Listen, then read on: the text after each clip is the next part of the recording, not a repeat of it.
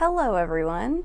It is that time of year again where I sit down in front of my phone that I use as my camera and I go over my top 5 episodes for Twilight Zone for whatever series I'm on. This year I am on the 2002 series, but I do just want to say this is probably my least favorite series that I've seen so far.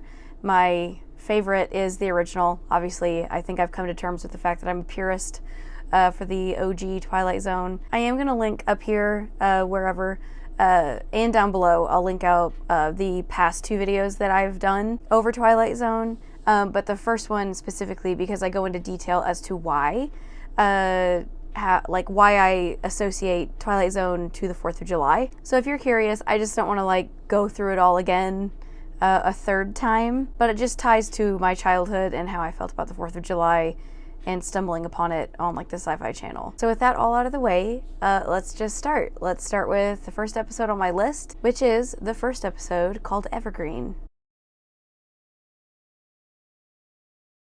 A rebellious teenage girl and her exasperated family move to a gated community with an emphasis on conforming to certain norms and a unique way of dealing with troubled youths. Man, this episode is super cringe because it's a very stereotypical rebellious teen girl with the fake colored hair extensions, and I think she's got a nose ring or an eyebrow piercing. She's got some facial piercings and even worse, shitty tattoos. Her family moves her and her sister into this cookie cutter neighborhood, and they're trying to straighten her out, but obviously she still finds trouble. The trouble being a boy who she really doesn't even know at all, but she can tell he's just like her, and they meet up in the woods right before some kind of community fair gathering thing, and they make plans to meet up in the woods to smoke or be bad teens or whatever. But he ends up being caught and stands her up, and when she goes looking for him, she sees him being taken away in a van. There's another scene later on in the episode where she is following where all the adults are, and they're all congregating in this city hall, and they're talking about they're not just outright saying it to not spoil it, but this whole community is centered around the troubled teens and trying to make them behave better. And apparently they have a method of, okay, well, if you're not going to do better, then we're going to send you away to a place called Arcadia. And there are hints and signs throughout the episode of what is actually happening to these kids. But by the end, you find out that these bad kids that are not conforming or not doing what they're supposed to, they are literally being mulched up and turned into wood chips. And they are fertilizing these. They look like fir trees, but they're evergreens, hence the name of the episode. A really cool idea for an episode. Just the acting and the overall character development just wasn't there, but the acting was a little bit over the top, very cringy. But I grew up in the 2000s. I was born in 1990, so my preteen and teen years were in the 2000s. So I think I can look back and look at this and see familiarity and recognize that it's cringy, and I think that's why I think it's cringe. Because I wasn't around during the 80s or the one in the 50s and 60s, so maybe if people were alive back then, they'd look back and say the same thing. But it doesn't change my opinion. I still don't like this series. Next up is episode 2, One Night at Mercy. An up-and-coming medical doctor suffering from severe headaches encounters a suicidal patient claiming to be Death, looking to take a break from his life's work. Jason Alexander stars in this, and he plays Death, but all I see when I see this actor is George Costanza. Also, the dad from Dunstan checks in. I feel like that is a long-lost, forgotten movie of my childhood. But there's this overly emo portrayal of Death, and the banter between the main doctor and Death is just a little bit too and witty, and you just don't get it, and I don't know, that is a revolving theme that you're going to see with my feedback around all these episodes, is that the acting is a little bit too over the top in comparison to the original. I watch Y2K 2000s horror movies all the time, and I have no issue with the cringe acting, but in the format of Twilight Zone, I just don't think it's an appropriate style choice. But they also probably didn't have a conscious decision. It was just the climate of acting back then. It's just unfortunate because it makes it not age well. But you find out that Death has quit because he's depressed from all the killing he's done in the billions of years he's been doing it, so he just quits. Chaos ensues when people are not dying, and you see this in the hospital with people coming into the ER and they're stuck in this like deathless, extreme pain limbo because they can't die because Death's not around right now. And the young doctor ends up following him up to the roof and talking him essentially off the ledge, telling him, you got to go back to work. These people are suffering and like the world just goes into chaos without you there. And he successfully gets him to come back. The young doctor ends up being one of the next deaths that Death has to do. It's a really cool twist at the ending. I honestly didn't see that coming, but I just didn't super like the like dramatic emo portrayal of Death. It made me like take him less seriously. But regardless, it makes the list because like I didn't have many to pick from for like my favorites. But it was a good episode. The next one is episode 3, called Shades of Guilt. A Caucasian man finds himself being mistaken for an African-American man after refusing to save a college professor from being attacked and killed by skinheads. Guys, it is the year of our Lord, 2002, and we are out here doing blackface. That was probably the biggest glaring thing that I hated. This episode makes my list because I thought the story or the message was still like a good one. But like style choice, don't fucking do blackface. We knew better then, we know better now. Like, don't. It is kind of like a gradual transformation.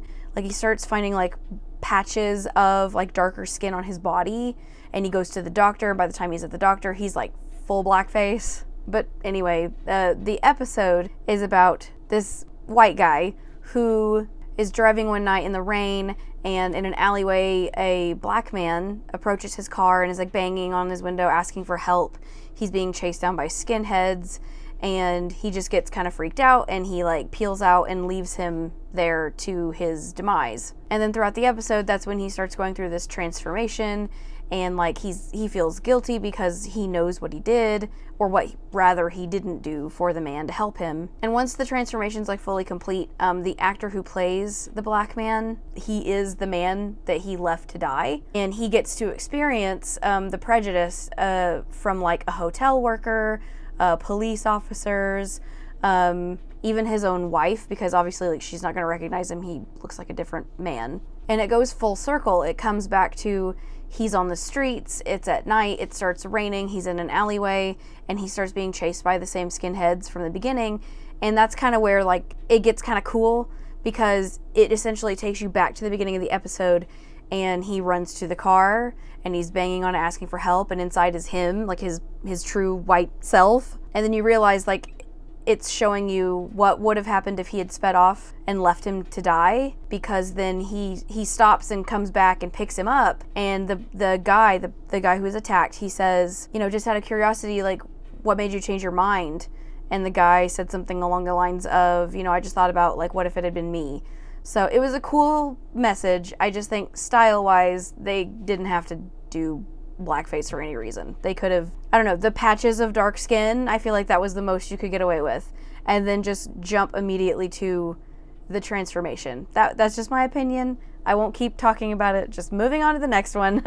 You may have noticed that the first 3 episodes were like pretty good-ish, and then we just have like a giant gap. Then there's like all garbage, and then we get to my next pick, which is episode 21, Found and Lost. A troubled businessman receives an opportunity to go back in time, revisit his past, and make another attempt to win the heart of the young woman he once loved. This was such a genuinely thought out like story, and like the pacing was perfect. And I think it's a thought that we often think of as just humans. The thought of going back and changing your life to see where you would end up if you had made those changes. The episode starts with him going into his office and getting interviewed around like why he's about to sell this big company that he built from the ground up.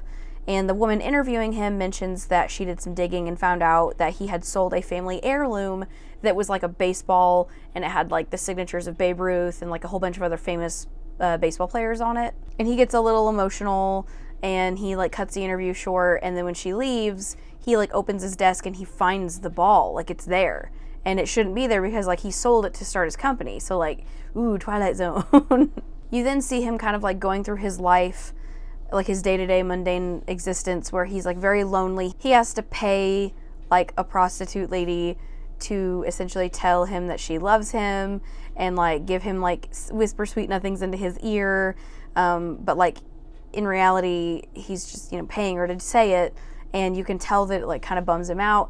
And seeing the baseball kind of started to make him realize, did I make the right choice back when I was young of stealing my dad's baseball and selling it. Throughout the episode, you find out that the interviewer is actually his childhood love. Her name is Bess. She has come back, and I don't actually think it's her. I think it's like a ghost, or like a Twilight Zone ghost plot device, where she's come back and she's like kind of luring him away from like this crazy high-paced like businessman life to kind of look back and see what he's done and reflect on his past. And it all builds to the climax where he goes into this pitch meeting where he's trying to sell the business that he grew to another company, and they have a video that they're going to play as like they're part of their pitch, like their presentation.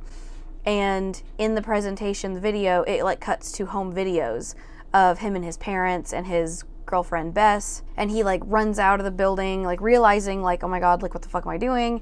And he goes to his old family home, and it's like overgrown and like really gross and dilapidated and stuff. Like the scene changes to like this VHS quality like scan lines. It looks like you're watching a home video, walking through the house, and he's a teenager and he's got like a backpack over his shoulder, and he walks up to the mantle where his dad's baseball is, and he takes it, and then like as he's like walking away, you see him kind of hesitate, and then he like walks back and he puts it back on the shelf, and when he does that, the scan lines and the VHS look drops, and that's like when you realize that he went back and he's basically starting over. He's getting a second chance, and he sees his parents and they're like all smiley and happy, and he sees Bess, and like, it's just a really cute, well thought out, like, story. I thought this has to be, like, my favorite because I really don't have any issues with it at all.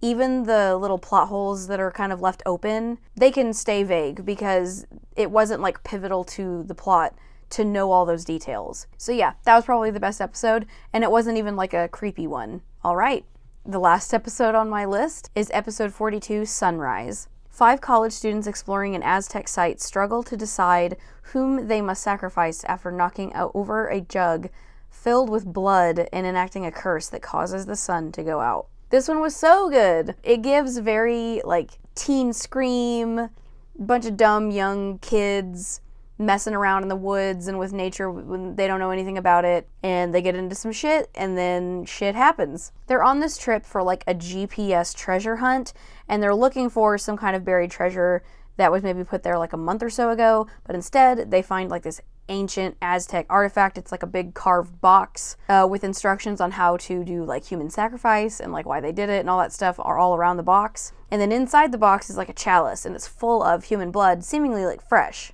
Well, being silly little geese that college kids are, the blonde girl ends up falling and like pouring the blood all over the ground. And then after that happens, it's like around noon when this is going on, and the sun goes down like really early, and they go outside and they're like, oh my god, where's the sun? And as the episode goes on, they kind of start like putting on jackets. They're getting colder, like the sun is out of the sky, they're all kind of freaking out, like what could be happening. And so they turn on like the radio, like a handheld radio they have, and they're listening to reports from all over the world about how like the sun is gone when it should be there, and how like temperatures are dropping at like crazy fast rates. And then one of the kids pipes up and says that his theory is that, the Aztecs used to do like human sacrifice surrounding like keeping the sun in the sky, or like, to make sure that the sun came back every night, along those lines. And then he says, if we're going to bring the sun back, we have to make a human sacrifice. And naturally, they all get kind of panicky and angry, very defensive. They're like, no, that can't be true, blah, blah, blah.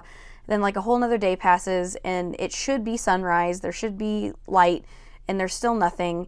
And they start to feel like the effects of like the air thinning. It's getting way, way, way colder than they have stuff to keep them warm with. And that like desperation, panicky mentality that they're all feeling ends up towards the end. They end up drawing straws to see who's going to get sacrificed. And the one that pulls the short straw ends up being the blonde girl who dropped the cup in the first place. With a struggle from her and from, the emotional duress of the situation is putting them in, they do end up killing her, refilling a chalice and burying it. And when they exit the cave later, the sun is back. So, you're like, oh yeah, that was totally, it worked, blah, blah, blah. But then they're listening to the radio broadcast and they're saying, scientists are saying that Earth passed through this, super mega ultra rare low temperature plasma something, and they're all like, oh my god, did we even need to do what we just did? Because of that explanation, time lining up so perfectly with what they did, it leaves them and you, the audience, left to wonder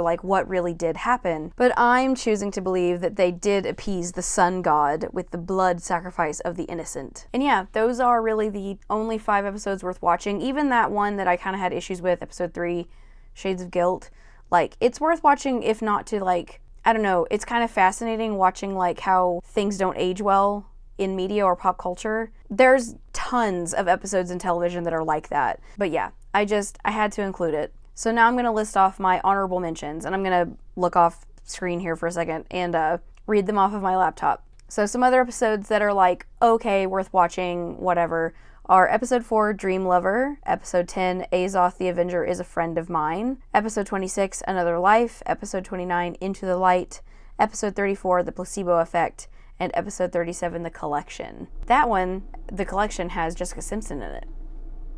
But yeah, guys, that is my list for the 2002 series. I knew that I was not going to enjoy watching and reviewing this series, just because the few episodes that I had seen before starting this, I was just wow, this is going to be hard to sit through. But the next one's going to be a really great one, because I was really impressed with Jordan Peele's take on Twilight Zone.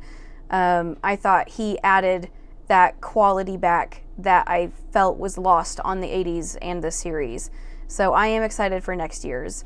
I've already watched all of them, and I think that was also something. I hadn't seen any of the 80s episodes or this one, and I had to binge watch all of them for the video, whereas with the Jordan Peele one, I actually watched when it came out. And it's more modern, so my opinion on it will be more, I don't know, generous, I think. But the OG is still the GOAT, so if you are going to do what I'm doing on the 4th of July and be watching Twilight Zone anything, I do strongly suggest that you watch the original. I have been fighting with my bangs the entire time I've been filming, and I'm sure you can see it all throughout the video, whatever.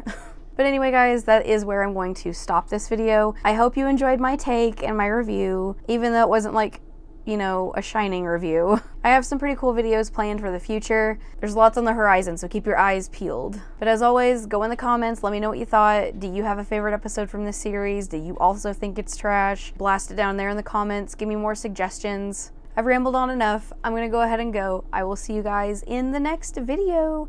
Bye-bye.